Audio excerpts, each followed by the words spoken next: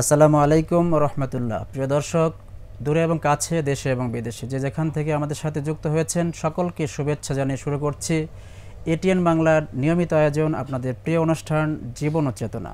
প্রিয় দর্শক, গত পর্বে আমরা আলোচনা করেছি মানবাধিকার ও ইসলাম এই বিষয়ে। তারই ধারাবাহিকতায় আজকে আমরা আলোচনা করব এই মানবাধিকার রক্ষায় সরকারের গৃহীত পদক্ষেপ, রাজনৈতিক দলগুলোর অবস্থান এবং ইসলাম ও ইসলামী শিক্ষার গুরুত্ব কী এ বিষয়ে। আর এই বিষয়ে আলোচনা করার জন্য আমাদের স্টুডিওতে এই মুহূর্তে উপস্থিত আছেন আমার ডান পাশে প্রথম বাংলাদেশি হিসাবে জাতিসংঘের ইউনিভার্সিটি ফর পিস থেকে পিস এডুকেশনের উপর প্রথম মাস্টার্স ডিগ্রি সম্পন্নকারী এবং পৃথিবীর বিভিন্ন দেশ থেকে শান্তি সংঘর্ষ বিষয়ের উপর প্রশিক্ষণ গ্রহণকারী, বর্তমানে মানবাত ইন্টারন্যাশনাল ইউনিভার্সিটিতে সহযোগী অধ্যাপক হিসেবে কর্মরত বিশিষ্ট Islamic scholar doctor Mohammad Abul Kalam Azad. আসসালামু আলাইকুম ওয়া রাহমাতুল্লাহি ওয়া বারাকাতুহু। ওয়ালাইকুম আসসালাম ওয়া রাহমাতুল্লাহি ওয়া বারাকাতুহু। প্রিয় দর্শক, আমাদের মাঝে আরও উপস্থিত আছেন মানবাধিকার সংগঠন হিউম্যান রাইটস সাপোর্ট ফোরামের সাধারণ সম্পাদক, সুপ্রিম কোর্টের বিজ্ঞ আইনজীবী এবং বাংলাদেশ সরকারের সহকারী attorney general advocate Mohammad Moniruzzaman. আসসালামু আলাইকুম ওয়া রাহমাতুল্লাহ। ওয়ালাইকুম আসসালাম ওয়া রাহমাতুল্লাহি ওয়া বারাকাতুহু। আপনাদের দুজনকে আমাদের অনুষ্ঠানে স্বাগত জানাচ্ছি। প্রিয় দর্শক, আর দেরি নয়, চলুন আমরা আলোচনার মূল অংশে চলে যাই। অ্যাডভোকেট মোহাম্মদ মনিরুজ্জামান, বাংলাদেশ সংবিধানের 27, 28, 29, 31, 32 এবং 33 এই অনুচ্ছেদগুলোতে 6টি মৌলিক অধিকারের কথা বলা হয়েছে। আমি যদি বলি, আইনের দৃষ্টিতে সকলের সমান, কোনো নাগরিকের প্রতি বৈষম্য না করা, সরকারি চাকরিতে সুযোগ লাভের সমতা, আইনের আশ্রয় লাভের অধিকার, জীবন ও ব্যক্তি স্বাধীনতার অধিকার, গ্রেপ্তার এবং আটকের কারণ জানার অধিকার। 5ই আগস্ট পরবর্তী মানুষের এসব মৌলিক অধিকার সংরক্ষণের ব্যাপারে সরকারের কী ধরনের পদক্ষেপ সরকার কর্তৃক গ্রহণ করা হয়েছে? আপনি তো সহকারী অ্যাটর্নি জেনারেল হিসাবে আইন অঙ্গনে রয়েছেন। দেখুন, আমরা দেখেছি যে 2024-এর 5ই আগস্টের পরেও অনেক মানবাধিকার লঙ্ঘন হয়েছে, অনেক জায়গায় মানবাধিকার ভুলুণ্ঠিত হয়েছে। আমরা সেটি অ্যাড্রেস করেছি। এই সরকারের সবচেয়ে বেশি অগ্রগতি হচ্ছে আমরা যে এই যে মানবাধিকার লঙ্ঘন যেসব জায়গায় হচ্ছে সেটিকে কিন্তু আমরা স্বাধীনভাবে তুলে ধরতে পারছি এবং মিডিয়াকে জানাতে পারছি। পাশাপাশি প্রত্যেকটি মিডিয়াও এই বিষয়ে রিপোর্ট করতে পারছে স্বাধীনভাবে, যেটি কিন্তু বিগত দিনগুলোতে পারেনি। এটি একটি বড় ডেভেলপমেন্ট হয়েছে এই সরকার আমলে। এবং একটি সরকার এক বছরেই রাতারাতি সব কিছু চেঞ্জ করা আসলে সম্ভব নয়। একটি অভ্যুত্থানের পরে মানুষের মধ্যে একটি ক্ষোভ বিরাজ করেছিল, সেই ক্ষোভের কারণে বিভিন্ন ধরনের ঘটনা ঘটেছে। কিন্তু আমরা দেখেছি যে এই সরকার কিন্তু সেই বিষয়ে দ্রুত পদক্ষেপ নেওয়ার চেষ্টা করছে। আপনি যদি আমাকে সিকোয়েন্স অনুযায়ী বলতেন যে আইনের দৃষ্টিতে সকলের সমান যে সংবিধানে বলা হচ্ছে, এই ব্যাপারে সরকার কি ধরনের পদক্ষেপ নিয়েছে? সরকার আইনের দৃষ্টিতে সকলেই সমান এই কথাটি গুরুত্ব আরোপ করে কিন্তু সরকার বলেছে যে কোথায় কোনো মব ভায়োলেন্স করা যাবে না, যাদেরকে গ্রেফতার করা হচ্ছে তাদেরকে তাদের পরিবার জানার সুযোগ পাচ্ছে। এবং রিসেন্টলি যে ডেভেলপমেন্ট হয়েছে দেখবেন, আগে ছিল 24 ঘন্টা, অনেক সময় আমরা আগের দিনে দেখতাম 24 ঘন্টা কি 24 দিন 24 মাসও জানতে পারতো না আসলে তাকে কে নিয়ে গেছে, কোথায় আছে। হ্যাঁ, কিন্তু এখন কিন্তু এই আমাদের 12 ঘন্টার মধ্যে জানাতে হবে, সেটি কিন্তু জানানো হচ্ছে এবং সেটি কিন্তু সংশোধন হয়েছে। আমাদের যে ক্রিমিনাল প্রসিডিউর সেখানে কিন্তু এই জায়গাটি সংশোধন হয়েছে। সুতরাং আমি মনে করি ইন্টারিম সরকার চেষ্টা করছে মানবাধিকার যাতে লঙ্ঘন না হয়। এবং সবচেয়ে বেশি দেখবেন যে জাতিসংঘের সাথে কিন্তু এই সরকার প্রতিনিয়ত কাজ করছে। এবং আমরা সম্প্রতি একটি ইউএনের সাথে এবং আমাদের হিউম্যান রাইটস সাপোর্ট সোসাইটির যৌথ থেকে একটি প্রোগ্রাম হয়েছিল, সেখানে সকল এজেন্সির লোক আসছিল, আর্মির, সেনাবাহিনী, নৌবাহিনী, পুলিশ এবং র্যাব, সেখান থেকেও কিন্তু প্রতিনিধি আসছে। এবং কোথায় মানবাধিকারগুলো লঙ্ঘন হচ্ছে সেটি কিন্তু আমরা বলেছি তাদেরকে, তারা কিন্তু সে বিষয়গুলো শুনেছে এবং তারা বলেছে হ্যাঁ কোথায় কোথায় এজেন্সির অতিরিক্ত ছিল, সেটি অতিরিক্ত বাড়াবাড়ি ছিল, সেটি কিন্তু তারা এখন কমিয়ে আনার চেষ্টা করছে। আরেকটা বিষয় যেটা এই যে কোনো নাগরিকের প্রতি বৈষম্য না করা, তারপরে সরকারি চাকরিতে সুযোগ লাভের ক্ষেত্রে সমতা, যেটাকে কেন্দ্র করে কোটা বিরোধী আন্দোলন হয়েছিল, তারপরে সরকার পতনের আন্দোলনের রূপ নেয়। এই যে আপনাদের 5ই আগস্টের পরবর্তীতে প্রথম 5-6 মাসের মধ্যে সরকারি চাকরিতে কোনো ধরনের বিজ্ঞপ্তি না থাকে অনেকের মধ্যে ক্ষোভ দেখা গেছে। এখন কি অবস্থা? এখন কিন্তু বিজ্ঞপ্তিগুলো আস্তে আস্তে আসা শুরু হয়েছে। শুরুর দিকে এটি হয়নি, কারণ হচ্ছে এটি করতে তো প্রক্রিয়া মেনটেন করতে হয়। সেই প্রক্রিয়াগুলো শেষ করে কিন্তু এখন আস্তে আস্তে আস্তে আস্তে এই প্রক্রিয়া আগাচ্ছে সরকার। এবং রিসেন্টলি কিছু পুলিশও নিয়োগ হয়েছে এবং বিভিন্ন দপ্তরে নিয়োগের প্রক্রিয়া চলমান রয়েছে এবং বিসিএস এর সার্কুলার হয়েছে। সেখানে কিন্তু সেটি তারা আগের মতো আর নেই, এটা কিন্তু পরিবর্তন হয়েছে। এটা যে এটা মানে দ্রুততার সাথে এক্সিকিউশন মানে পরীক্ষাগুলো সেটা আগের চাইতে কি আগের চেয়ে ডেভেলপমেন্ট হয়েছে এবং সেটি কিন্তু খুব আমরা দেখতে পাচ্ছি সেটি কিন্তু আগের মতো নাই আসলে। ধন্যবাদ আপনাকে। আপনার কাছে আবার আসবো ডক্টর আবুল কালাম আজাদ।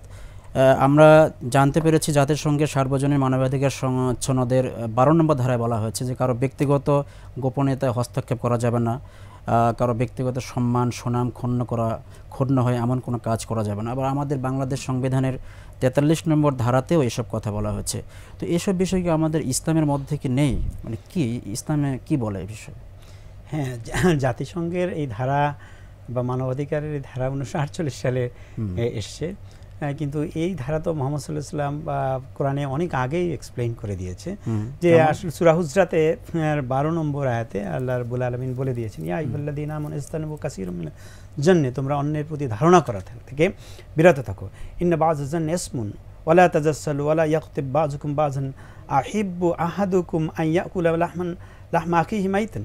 যে তোমরা কি এরকম বলেছে যে তোমরা গোপনীয়তা করো, যে তোমরা গীবাত করো না, ভাইয়ের মাংস খেতে পছন্দ করো, তোমরা অবশ্যই অপছন্দ করবে। এবং আল্লাহ রাব্বুল আলামিন বলেছেন অত্তাকুল্লাহ, তোমরা আল্লাহকে ভালো, ইন্নাল্লাহা তাওয়াবুর রহিম, এবং তওবা করো, আল্লাহ তওবাকারীকে পছন্দ করে। মানে কারোর গোপন বিষয়, কারো পার্সোনাল বিষয়, এটি খবর নেওয়ার ব্যাপারে ইসলাম পুরোপুরি নিষেধ করেছে। এবং গীবাত করা, সে যেটা অপছন্দ করে সেটি তার পিছনে বলা, কার সম্মানহানি করা, এতে আল্লাহ রাব্বুল আলামিন আগে থেকেই সতর্ক করে দিয়েছেন। কারণ এই সম্মানহানির ব্যাপারে তার মধ্যে একটা ক্ষোভ সৃষ্টি হতে পারে, তার মধ্যে এটা মানবাধিকার লঙ্ঘন। হ্যাঁ, এটা একটি মানবাধিকার লঙ্ঘন, এটি তার জীবনের জন্য ক্ষতি হতে পারে। সেজন্য কোনো এই মানবাধিকার লঙ্ঘন হলে তো দুনিয়ার আইনের দৃষ্টিতে তো একটা বিষয় আছে। এই আমাদের যারা মুসলিম আমরা পরকালীন জীবনে এই মানবাধিকারের বিষয়গুলো কিভাবে মীমাংসা করা হবে? এবং যদি সে আরও বলে দেখেন না, এটা গোপনীয়তা রক্ষার ব্যাপারে ইভেন সেটাখানে বলে ইয়া আইয়ুহাল্লাযীনা আমানু লা তাদখুলুল বুয়ুতা গায়রা বুয়ুতিকুম হাত্তা তাস্তানিসু ওয়া তুসাল্লিমু আলা আহলিহা।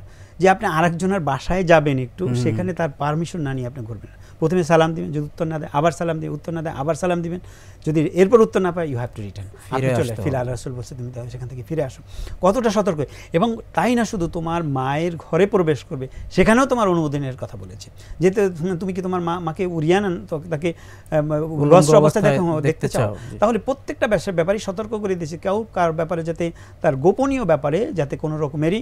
এবং বলা হয়েছে যে ব্যক্তি তার কোনো ভাইয়ের গোপন কোনো তথ্য যেটা তার সমাজে প্রকাশিত হলে সে লজ্জিত হবে, অপমানিত হবে, সেটা যদি সে গোপন রাখে, আল্লাহ রাব্বুল আলামিন ওই ব্যক্তি যদি কোনো রকমের গোপন কার্যক্রম অপরাধ করে থাকে, আল্লাহ রাব্বুল আলামিন কিয়ামতের দিনে সেটি গোপন রাখবেন এবং তাকে সেখান থেকে নিষ্কৃতি দেবেন। এটা বিরাট একটি কথা যে আমরা অন্যের অনেক জিনিস জানি না, তারপর আমরা সন্দেহভাবে তা বলি, আর জানা জিনিস সেটাকে গোপন রাখার ব্যাপারে আল্লাহ রাব্বুল আলামিন সতর্ক করে দিয়েছেন। কারণ এর মাধ্যমে এটা সঠিক যদি বিষয় হয়, মন্দ বিষয় হয়, সেটা যদি গোপন রাখা হয়, আল্লাহ তার একটা গোপন বিষয় কিয়ামতের দিন গোপন রেখে তাকে সেদিন মাফ করে দিবেন। তাহলে দেখেন আল্লাহ রাব্বুল আলামিন কত রহমান এবং রহিম এবং কতটা সুন্দরভাবে একটা সুশৃঙ্খল জীবনযাপন করে। কারণ এই যদি তার গোপনটা কথা হয়, তা বের হয়ে যায়, তাহলে সে লজ্জিত হবে, সমাজে লাঞ্ছিত হতে পারে এবং বিভিন্ন রকমের ফিতনা সৃষ্টি হতে পারে এবং সে কষ্ট পেতে, মানসিক কষ্ট পেতে পারে।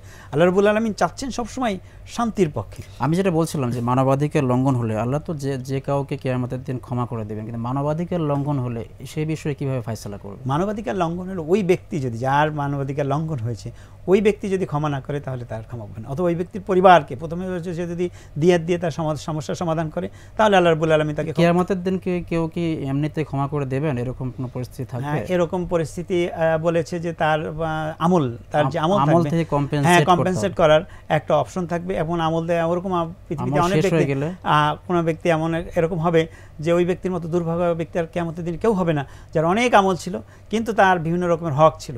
এই হকগুলো হকদারদের সবার মধ্যে তার তো সেদিন দেওয়ার কিছু থাকবে না। আমলগুলো ডিস্ট্রিবিউশন করার পরে সে দেখবে কিছুই নাই তার পক্ষে, এবং তখন তার অবস্থান হবে জাহান্নাম। কারণ তার মধ্যে তার তো সে আমল ক্ষতিপূরণ না হলে যে পাওনাদারের পাপের বোঝা নিজের কাঁধে নিতে, নিজের কাঁধে নিতে, এবং তখন আলটিমেটলি যেহেতু তার পূরণ হয়নি তখন তার পাপের বোঝাটা তার কাছে দিয়ে দেওয়া হবে। এবং অনেক আমল করেও জাহান্নামে হতে পারে যদি মানবাধিকার লঙ্ঘনের সাথে আমরা জড়িত থাকি। হ্যাঁ, সেজন্য আমাদেরকে মানবাধিকারের ব্যাপারে, অন্যের হকের ব্যাপারে, কারণ আল্লাহ রাব্বুল আলামিন আল্লাহর হককে মানবাধিকার তো সুরক্ষিত করার বিষয়ে মানে ইসলামী সবচেয়ে বেশি জোর দিয়েছে, সবচেয়ে বেশি মানবাধিকারের ব্যাপারে দিয়েছে, কারণ তার ব্যক্তিগত জীবন রক্ষার কথা বলেছে, ব্যক্তিগতভাবে যে যাতে বসবাস করতে পারে, তাকে কেউ যাতে হত্যা না করে, তার খাবারের হতে অফি আমু আলিম হকুল্লে সাইল আল মাহরুম, যে তোমার সম্পত্তিতে আরেকজন গরিব মানুষ, দুস্থ মানুষ, অসহায় মানুষ যার খাবার নাই তার অধিকার রয়েছে, সুতরাং তুমি সেই অধিকারকে জাকাতের মাধ্যমে আল্লাহ রাব্বুল আলামিন ব্যবস্থা করে দিয়েছেন। কত চমৎকার! একজন ধনীর সম্পদের মধ্যে গরিবের অধিকার দিয়ে দিয়েছেন। এটা না দেওয়া হলে মানবাধিকার লঙ্ঘন, মানবাধিকার লঙ্ঘন হবে, কারণ না হলে আল্লাহ রাব্বুল আলামিন এটাকে ব্যালেন্স করে দিয়েছেন এবং আপনাকে সম্পদ দিয়ে পরীক্ষা করছেন, আরেকজনের সম্পদ না দিয়ে পরীক্ষা করছেন সন্তুষ্ট থাকে কিনা এবং সেই অধিকারটি যতভাবে পালন করে কিনা। না হলে এই জন্য আল্লাহ রাব্বুল আলামিন কিয়ামতে যে তোমাকে আমি সম্পদ দিয়েছিলাম, ওই সম্পদে আরেকজনের 2.5%, 2.5% অধিকার ছিল, সেটি তুমি দাওনি। সুতরাং এই ব্যাপারে আল্লাহ রাব্বুল আলামিন যে একজন মানুষ না খেয়ে থাকে সেটির ব্যবস্থা, একজন মানুষের বস্ত্রের, অন্ন, বস্ত্র, বাসস্থান, শিক্ষা, চিকিৎসা, যে বেসিক নিডসগুলো আছে, যে অধিকারগুলো আছে মানুষের, সেই অধিকারগুলো যাতে নিশ্চিত করতে পারে সে ব্যাপারে আল্লাহ রাব্বুল আলামিন সতর্ক। চমৎকার বলেছেন, জাযাকাল্লাহ। অ্যাডভোকেট মোহাম্মদ মনিরুজ্জামান, আমরা দেখতে পাই রাজনৈতিক দলগুলোর মধ্যে যে সংস্কারের আলোচনা চলছে, আসলে প্রকৃত অর্থে সংস্কার হবে কি শেষ পর্যন্ত, আপনার কি মনে হয়? আসলে এটি আসলেই দুঃখজনক। একটি দেশের দীর্ঘ 54-55 বছর স্বাধীনতার পরেও আমরা এটি কিন্তু পরিলক্ষিত হয় দেখতে পাচ্ছি যে একটি সরকার যখন আসে তখন সেই সরকার যারা এই মানবাধিকার নিয়ে কাজ করে এবং যেখানে মানবাধিকার লঙ্ঘন হয় সেই সরকার কিন্তু তাদের বিরুদ্ধে দমন পীড়ন করার চেষ্টা করে, পাশাপাশি বিরোধী দল তখন মানবাধিকার নিয়ে খুব সোচ্চার হয়। তো আমরা মনে করি এবং আমরা বিশ্বাস করি, আমরা আশা করি এই 5ই আগস্টের পরে যে নতুন বাংলাদেশ আমরা পেয়েছি, সেই বাংলাদেশে এটি কমে আসবে এবং এটি চিরতরে এটি বিলুপ্ত হবে, সেটি আমরা বিশ্বাস করি এবং আশা রাখতে চাই।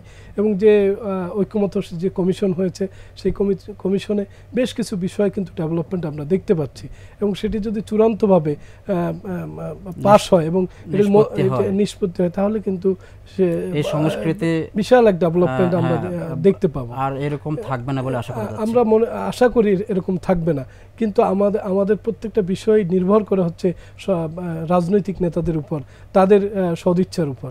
তারা যদি মনে করে যে ক্ষমতা চিরস্থায়ী নয় এবং গণতন্ত্রে সবার স্বাধীনতা রয়েছে এবং সুশাসন নিশ্চিত করতে পারে, জবাবদিহিতা করতে পারে, যে সরকারি যে এজেন্সিগুলো, সরকারি কর্মকর্তাদের, এগুলো যদি নিশ্চিত করতে পারে তাহলে কিন্তু এই বিষয়গুলো আসবে না। এবং আপনি দেখবেন অনেক জায়গায় কিন্তু বিভিন্ন পলিটিক্যাল পার্টি তাদের যখন বিভিন্ন রকম খারাপ কাজ তারা পরিলক্ষিত হয় এবং জনগণ প্রতিবাদ করছে এবং তারা কিন্তু অ্যাটলিস্ট তারা সেই ব্যক্তিকে বহিষ্কার পর্যন্ত করছে এবং আমরা দাবি জানিয়েছি যে তাদেরকে চিরতরে বহিষ্কার করতে হবে। সেই বিষয়গুলো যদি আরো বেশি ত্বরান্বিত হয়। এখানে আরেকটা বিষয় বলবেন কি, আগে যে বিষয়গুলো ছিল যে অনেক বিষয়ে জনগণ জানতো না, এখন তো সোশ্যাল মিডিয়া, এই যে ইউটিউব, এই যে সামাজিক যে মাধ্যমগুলো, এগুলোর কারণে যেই দলের লোকই কোনো একটা অন্যায় কাজ করলে এটা সারা দেশব্যাপী কিন্তু আলোড়ন সৃষ্টি হয়। এবং সেটি কিন্তু দেখেন এখন কিন্তু ফেসবুক খুব অ্যাক্টিভ, প্রত্যেকটা জায়গায় মানুষ লাইভ দিচ্ছে এবং তারা কিন্তু সাথে সাথে শেয়ার করছে, হাজার হাজার মানুষ জেনে যাচ্ছে। আজকে কক্সবাজার একটি ঘটনা ঘটলে আমরা ঢাকায় বসে মুহূর্তের মধ্যে জেনে যাই। সুতরাং এই যে জানার যে অবস্থা, এটি কিন্তু আগের চেয়ে অনেক ডেভেলপমেন্ট হয়েছে। আগে যেরকম আপনাকে বিভিন্ন এজেন্সি দিয়ে তাদেরকে ফোন করা হইতো এবং বলা হইতো যে তুমি এটা ডিলিট করো, এটা করলে তোমার এই সমস্যা হবে, সেটি কিন্তু এখন পরিলক্ষিত হচ্ছে না। সুতরাং আমি মনে করি এটি অন দ্য প্রসেস। আপনি তাহলে আশা করছেন যে রাজনৈতিক দলের মধ্যে যে আলোচনা চলছে তারা একটা ঐক্যমত্যে পৌঁছতে পারবে এবং বড় বড় যে বিষয়গুলো সেগুলোতে একমত পোষণ করবে এবং পরবর্তীতে এই যে ক্ষমতায় গেলে বিরোধী দলকে দমন পীড়ন করা যে প্রবণতা, এটা অনেকাংশে কমে যাবে বলে আশা করা যাচ্ছে। ধন্যবাদ আপনাকে ডক্টর আবুল কালাম আজাদ। এই যে আমরা কথা বলছিলাম মানবাধিকার নিয়ে, মানবাধিকার সম্পর্কে ইসলামের দৃষ্টিভঙ্গি, তো মানবাধিকার সম্পর্কে ইসলামের এত বিষয় রয়েছে, তো তারপরেও এগুলো বেশি একটা জনগণের কাছে ওইভাবে হাইলাইট হচ্ছে না। তো আপনি বলবেন কি যে এই মানবাধিকার রক্ষার ক্ষেত্রে ইসলাম এবং ইসলামের শিক্ষার কোনো গুরুত্ব আছে কিনা, থাকলে সেটা কিভাবে কাজ করবে? অবশ্যই ইসলামী শিক্ষার গুরুত্ব রয়েছে, কারণ ইসলামী শিক্ষার মাধ্যমে আসলে মানব তার সঠিক অধিকারটি জানতে পারে, যেটি আল্লাহ দিয়েছেন। আল্লাহ এত চমৎকার, এবং দেখেন আল্লাহ রাসূল বিদায় হাজির ভাষণে বলেছেন, লাকাদ তারাকতু ফীকুম আমরাইন লান তাদিল্লু মা তামাসসাকতুম বিহিমা কিতাবুল্লাহ ওয়া সুন্নাতুর রাসূল। আমি তোমাদের দুটি জিনিস রেখে গেলাম, এই দুটির মধ্যে একটি হচ্ছে কোরআন এবং সুন্নাহ। এই দুটোকে যদি আমরা আঁকড়ে ধরি, এই দুটিকে আমরা যদি পড়াশোনা করি, এই দুটি সম্পর্কে আমরা যদি জানি, তাহলে আমরা মানবাধিকার সঠিকভাবে জানবো, যেটা আল্লাহ দিয়েছেন। এবং আল্লাহ যে মানবাধিকার দিয়েছেন সেটি মানুষের জন্য কল্যাণকর, অধিক কল্যাণকর, এবং সেটিকেই অনুসরণ করে বিভিন্ন যে মানবাধিকার সংস্থাগুলো আজকে অধিকারের কথা বলে, মূলত সেটিকেই অনুসরণ করে বলে আমি মনে করি। কারণ আল্লাহ যে সমাধান দিয়েছেন তার চেয়ে উত্তম সমাধান কখনোই মানুষ দিতে পারে না। কারণ মানুষের জ্ঞান হচ্ছে সীমিত, আল্লাহর জ্ঞান হচ্ছে অসীম। সেই অসীম জ্ঞান দ্বারা মানুষকে যে সুন্দর অধিকারগুলো দিয়েছেন, সেগুলো যদি আমরা এস্টাবলিশ করতে পারি, জীবনের অধিকার দিয়েছেন, পড়ার অধিকার দিয়েছেন, খাওয়ার অধিকার দিয়েছেন, অন্যের প্রতি সম্মান করার অধিকার দিয়েছেন, অন্য ধর্ম মতাবলম্বীর প্রতি সহানুভূতিশীল এবং রেসপেক্টফুল হওয়ার প্রতি যে অধিকারগুলো দিয়েছেন, এই বিষয়গুলো তো জানতে হবে।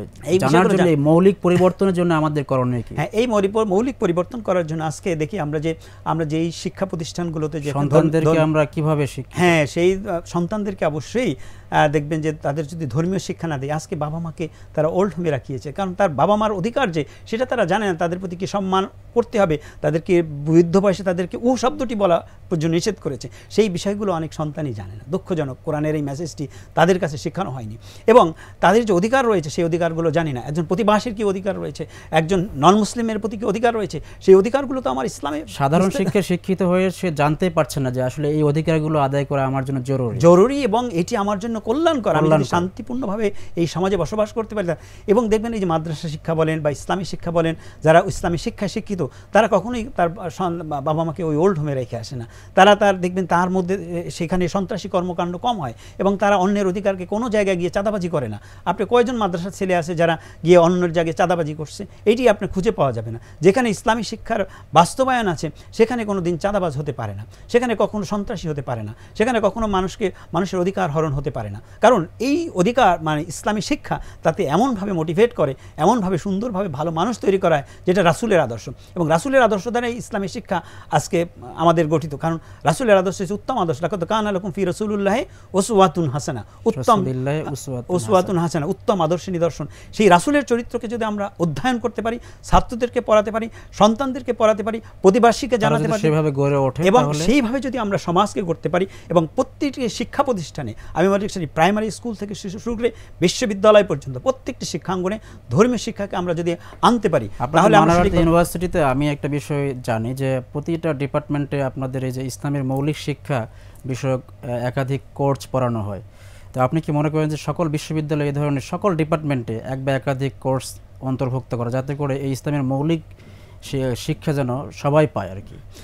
আর বিভিন্ন যে ইসলামিক ডিপার্টমেন্টগুলো রয়েছে সেগুলো তো আছে, যে ডিপার্টমেন্টের পড়ে ইসলামের মৌলিক শিক্ষা যেন উচ্চতর পর্যায়েও শিখতে পারে, এই ধরনের কোর্স সবগুলো ডিপার্টমেন্টে অন্তর্ভুক্ত করা উচিত বলে কি মনে করেন কিনা? অবশ্যই, এবং আমি আমার একটি নয়াদিগন্তে আমার একটি লেখা আমি লিখেছিলাম এই বিষয়ে, যে আসলে ধর্মীয় শিক্ষাগুলো প্রত্যেকটা সাবজেক্টে যদি আজকে সম্পৃক্ত করা হতো, তাহলে এই যে একজন ইকোনমিস্ট হবে সে একজন আদর্শ ইকোনমিস্ট হবে, নৈতিক মূল্যবোধ হবে, একজন আন্তর্জাতিক সম্পর্ক যে পড়বে সে আন্তর্জাতিক একজন ভালো ডিপ্লোমেট হবে, একজন যে ওটাকে বলে যে সমাজবিজ্ঞানী হবে, তার মধ্যে যদি ইসলামিক শিক্ষার চেতনা থাকে সে একজন ভালো সমাজবিজ্ঞানী হবে, সেই জন্য একজন যে ইঞ্জিনিয়ার হবে। আজকে ইঞ্জিনিয়ার আমরা ভালো ইঞ্জিনিয়ার আমরা তৈরি করছি, বুয়েটের মতো বিভিন্ন জায়গায় আমরা ভালো ইঞ্জিনিয়ার, তারা ওয়ার্ল্ড ক্লাস ইউনিভার্সিটি ইঞ্জিনিয়ার, কিন্তু আনফর্চুনেটলি তাদের বিভিন্ন রকমের মানে দুর্নীতির খবর যখন আসে তখন আমরা খুব ব্যথিত হই। তারা তো আমাদের দেশের সোনার সন্তান, তারা তো মেধাবী সন্তান, একজন ভালো ডাক্তার হচ্ছে, কিন্তু সেই ডাক্তারের মধ্যে নৈতিক মূল্যবোধ না থাকার কারণে তাদের আজকে আমাদের সমাজে এই বিভিন্ন রকমের অন্যায় অপরাধের খবর আমরা সংবাদে পাই, বিভিন্ন জায়গায় পাই। তাদেরকে যদি ইসলামী শিক্ষায় সুশিক্ষিত করা যেত, ভালো মানুষ করা যেত, যেটা মানানাত বিশ্ববিদ্যালয় সহ আরও কিছু বিশ্ববিদ্যালয় উদ্যোগ নিয়েছে, যে তাদেরকে আমরা ইঞ্জিনিয়ার করব, কিন্তু ভালো ইঞ্জিনিয়ার করব, তাদের মধ্যে নৈতিক মূল্যবোধ যেন তৈরি হয়, সামাজিক দায়িত্ববোধ তৈরি হয়, তারা একজন ভালো ব্যবসায়ী হবে, এন্টারপ্রেনার হবে, সে একজন ভালো আদর্শবান এন্টারপ্রেনার হবে, সে একজন জার্নালিস্ট হবে, সে একজন ভালো জার্নালিস্ট হবে, সে একজন ইয়েলো জার্নালিস্ট হবে না, যারা সমাজে বিভিন্ন রকমের নিউজ করে আমাদের সমাজকে বিভিন্ন রকমের অস্থির করে তোলে, সেরকম করবে না। এবং ভালো মানুষ হবে, সর্বোপরি একজন ভালো মানুষ করার জন্য, একজন আদর্শবান মানুষ করার জন্য, একজন আদর্শ নাগরিক করার জন্য ইসলামী শিক্ষার কোনো বিকল্প নেই। সুতরাং ইসলামী শিক্ষা যদি আমরা প্রাথমিক স্তর থেকে এই একদম বাসা থেকে শুরু করে ইউনিভার্সিটির পর্যন্ত প্রত্যেকটা জায়গায় এটা সাবজেক্টের সাথে যদি সম্পৃক্ত করে দেই, তাহলে আমরা ভালো মানুষ তৈরি করতে পারবো, যেই মানুষ আমাদের রাষ্ট্রকে নেতৃত্ব দেবে, মানবাধিকার সুরক্ষায় গুরুত্বপূর্ণ ভূমিকা পালন করবে। অবশ্যই, ধন্যবাদ আপনাকে, আপনি চমৎকার বলেছেন। বর্তমান সরকারের যে সামগ্রিক কর্মকাণ্ড, এ ব্যাপারে আপনি কতটুকু সন্তুষ্ট, বা আরও এই সময়ের মধ্যে অগ্রগতি, কীরকম অগ্রগতি অর্জনের সম্ভাবনা রয়েছে বলে মনে করছেন আপনি? আসলে মানুষ তো, মানুষের চাহিদার শেষ নেই। মানুষ যত পাবে তার চেয়ে বেশি তারা আকাঙ্ক্ষা করবে, এটা হচ্ছে বিষয়। আমাদের এটা মানুষের স্বভাবজাত একটা বিষয়। এটা হচ্ছে স্বভাবজাত। এই সরকার যখন এসেছিল, যে ধরনের প্রতিশ্রুতি, যে ধরনের কাজ তাদের করার কথা ছিল, সেটি তারা করতে যে বিভিন্ন বাধার সম্মুখীন হয়েছে। দেখেন, একটা বিষয় আপনাকে বলি, যে আমাদের একটা বিচার বিভাগীয় সচিবালয়, পৃথক সচিবালয় করার একটি চেষ্টা চলছে, কিন্তু সেটি আমরা দেখতে পেলাম যে এটির একটি খসড়াও কিন্তু দিয়েছিল আমাদের প্রধান বিচারপতি, এখনো সেটি মানে চূড়ান্ত হয়নি। এটি চূড়ান্ত না হওয়ার পিছনে নিশ্চয়ই কোনো না কোনো মহল থেকে বাধা আসছে। এই বাধা আসার কারণেই কিন্তু এই সচিবালয় বিচার বিভাগ সচিবালয় পৃথক হচ্ছে না।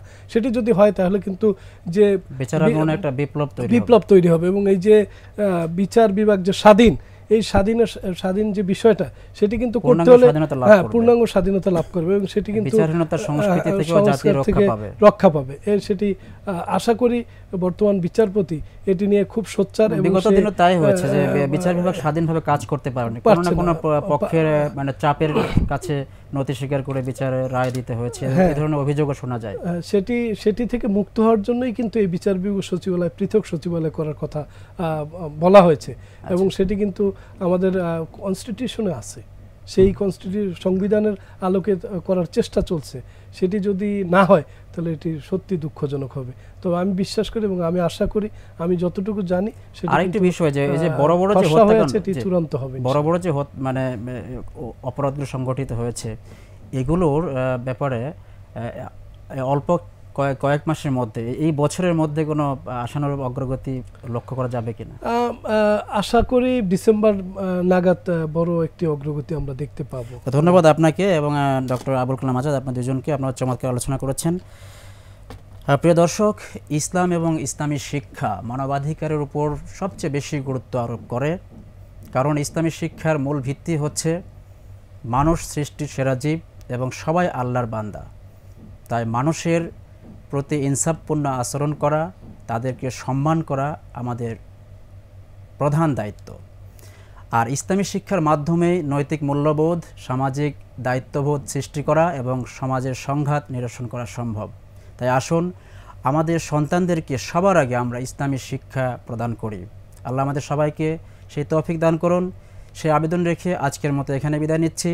সুবহানাকা আল্লাহুম্মা বিহামদিকা আশহাদু আল্লা ইলাহা ইল্লা আনতা আস্তাগফিরুকা ওয়া আতুবু ইলাইক।